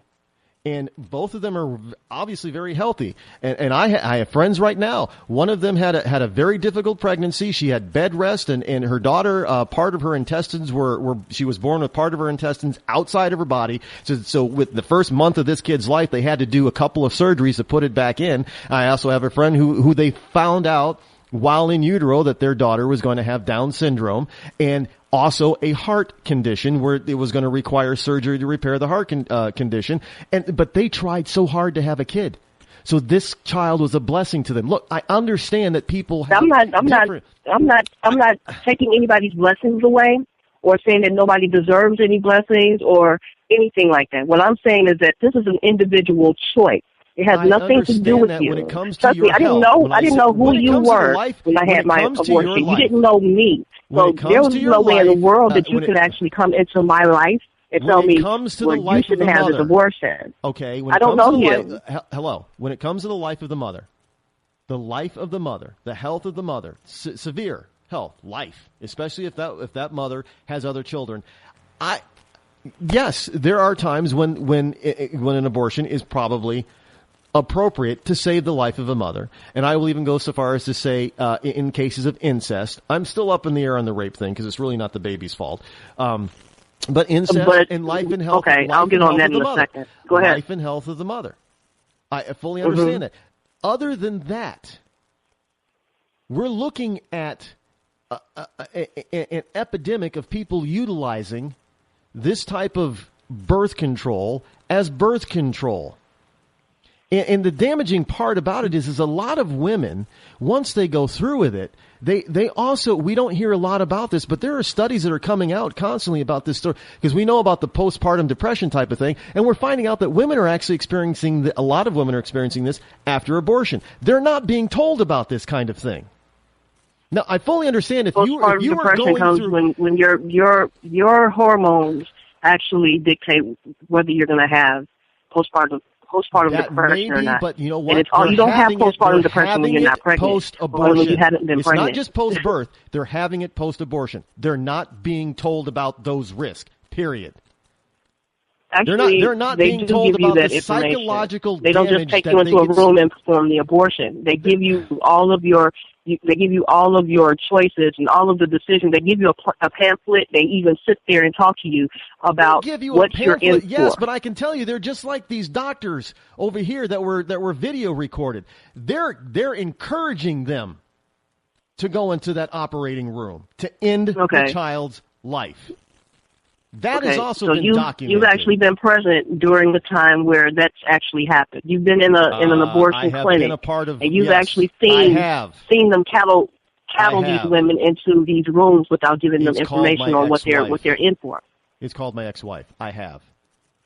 I've experienced. Okay, it's called my ex-wife. Oh, okay. I've experienced it. I know what goes on in there. I do. Okay, so you know what goes on everywhere then.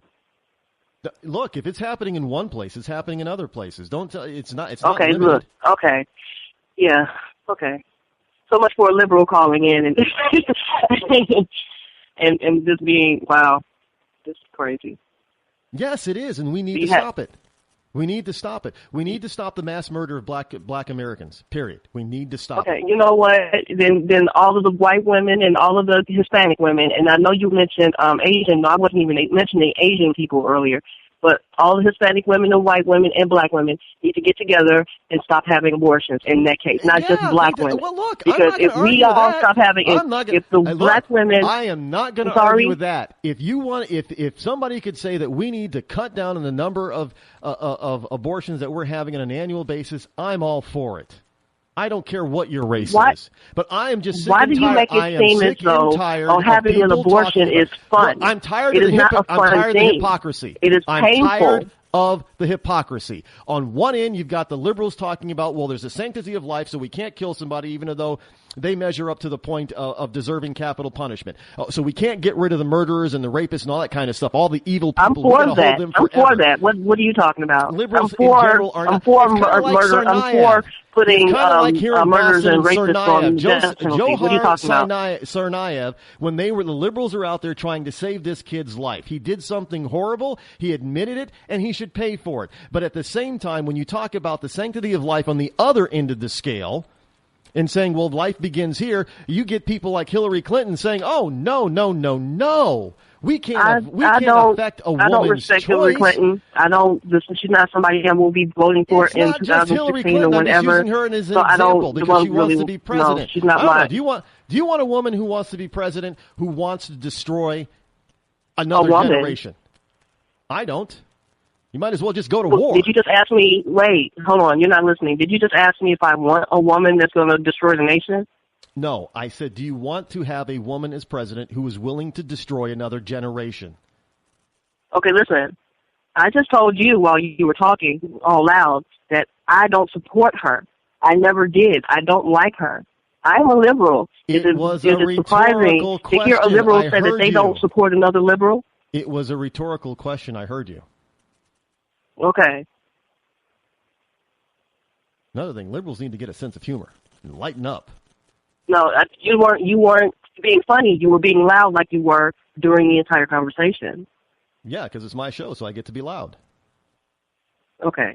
See what I'm saying? How would I know if you're joking, if you're loud, if your tone hasn't changed? Look, but I'm being half facetious with Hillary. I'm serious as a heart attack when I ask people, do you want a woman who's willing to sacrifice an entire generation of beings? I don't. Not just you, but other liberals who support this woman. This woman is now going out there defending this whole mass murder for profit organization called Planned something Parenthood. that she's going to have to atone for. That's on her. But I can't support her.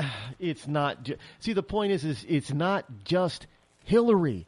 This is the left, period. Maybe not you in particular, but it is the general consensus of the left elitists who think that this is okay. And they do it because Margaret Sanger was dead on in their eyes when she said that this is what we need to do in order to control populations. Eugenics. They believe in this population control crap. And they also believe that there is a superior race and that blacks are not it. Plain and simple.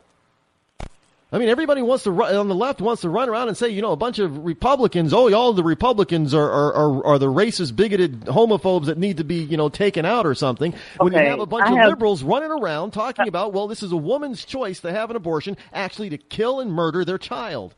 And it's okay to do it so often. Debates like this daily. Nobody mentioned anybody being a racist or anything. I'm on the phone. I think I'm the only liberal here. I'm not sure if there's anybody else on your line. No, but you're missing the point. This is something that happens daily. Yeah, the Republicans are the racist, homophobic, bigoted party. When that's a bunch of BS. This is what the left is constantly saying. I mean, you got Al Sharpton running around saying it. You got Jesse Jackson running around saying, when you have people like Dr. Alveda King, the niece of Dr. Martin Luther King Jr., who I spoke to, who tell me it's just the opposite. Oh, so it's us that's racist, not you guys. It's the Democrats that are racist. Not the Republicans, as the Democrats try to point the fingers at those of us who are well, not me, because I can't be a racist, neither can you because we're black. But we can be. I don't know what they call a Is being funny there too? Well, no, I'm being. Look, because you do know that there are black people who can be racist. No, they can't. And the reason, and look, I'm not trying to be funny. I'm trying to tell you that there are black leaders like Al Sharpton who've actually said on tape, for the record, that blacks cannot be racist. So when I say that we can't be racist, I'm quoting them. I'm not being funny. So you're being facetious again. Because I know you don't agree with Al Sharpton, and neither do I. I'm so quoting what they with that said, I live down the street from Operation Push Headquarters, Jesse Jackson. And Rainbow Coalition. I can tell you this. I'm sorry? The Rainbow Coalition. Yes, I know Reverend Jackson. Operation Push, yes. I don't know him. I think I met him one time when I was doing security at a play or something like that and shook his hand. But I don't have any respect for him. I don't have any respect for Al Sharpton, and I don't have any respect for whoever else you would probably mention, probably Louis Farrakhan. And I gotta ask you. I gotta ask you with all seriousness. Here we go. Go ahead. Are you sure you're a liberal? Why? Because I don't agree with all liberals. See, this is what I don't like. No. We're not allowed to be individual. I'm an individual. Either, but I am a conservative. But I gotta ask you I'm anything, I am an individual. I don't have to kowtow to anybody. Not a Republican, not a Democrat, not an independent, not anybody. What? That sounds like a conservative. If I don't like somebody, that sounds like a conservative, not a liberal. That sounds like a conservative, not a liberal. I'm just saying. I'm sorry, but I will never be a conservative because conservatives are way too judgmental, and they love to conservatives until 1965. They love to they love to talk about the black community and have never stepped foot in the black community. Oh my goodness, no! I think you got it backwards. It has been the Democrats that have been in charge of all this big, beautiful, wonderful. I see more welfare types. I see more crooked Democrats in the black community than I see more. Oh, we want to help the black community understand themselves, Republicans. Well, that's probably what you need to do because otherwise, we're just going to continue to languish in ghettos when all these other ethnic groups, no matter who they are, seem to go through the ghetto, get out of the ghetto, and move on, and we're the only ones stuck there. I think we're smarter than that. Okay, I'm where I am right now. I mean, like I said, I'm kind of like midway. I'm not totally in the ghetto, but I'm around the area. So I'm around low-income people all the time. Low-income, my brothers and sisters around here are low-income people. They have Section 8. They're on, we have the baby mamas and the baby daddies. We have gang violence around here too. So with that said, a lot of the people who are in this neighborhood or around in the surrounding neighborhoods, they don't choose to be there.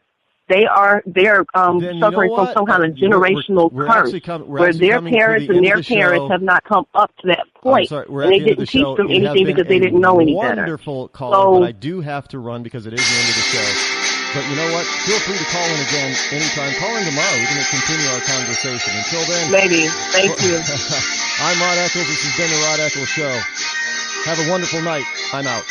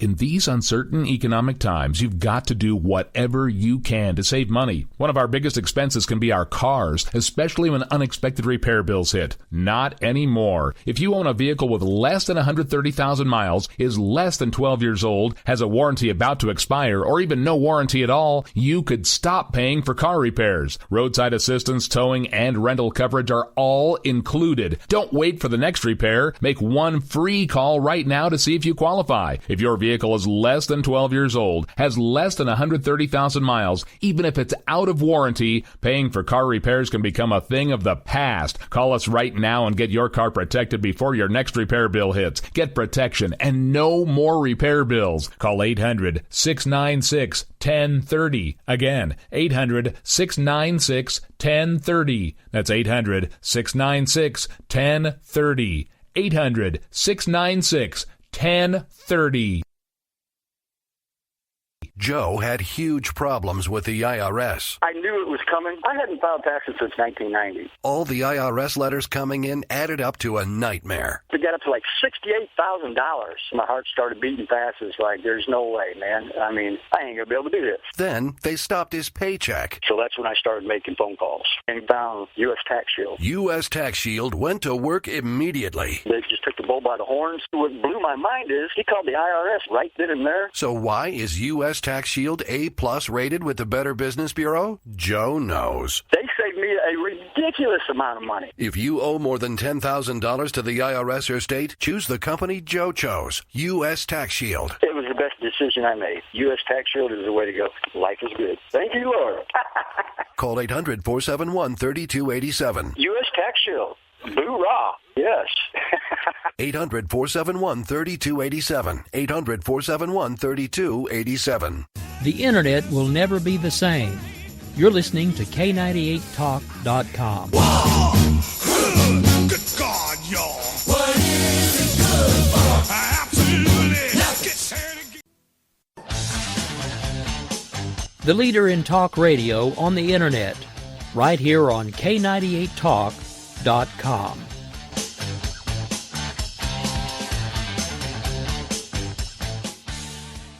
When our water heater broke down last month, it was a nightmare. It took 5 hours for the plumber to show up, and he charged us a couple of $100 just to come out. And then it cost another $1,800 to put in the new water heater. By the time it was all said and done, I felt like I'd been taken. But what else could I do? The smartest thing you can do is get a home warranty from American Residential Warranty. Their home warranties pay to repair or replace all your major appliances when they break, and they will break, and at the worst possible time. Call American Residential Warranty right now for free information on home warranties starting at just pennies a day. Don't wait for your refrigerator to stop running or your ceiling fans to stop turning. Call American Residential Warranty right now. Ask how you can save up to 50% on washer and dryer coverage. Just call 1-800-513-6154. That's 1-800-513-6154. Again, 1-800-513-6154. Call now.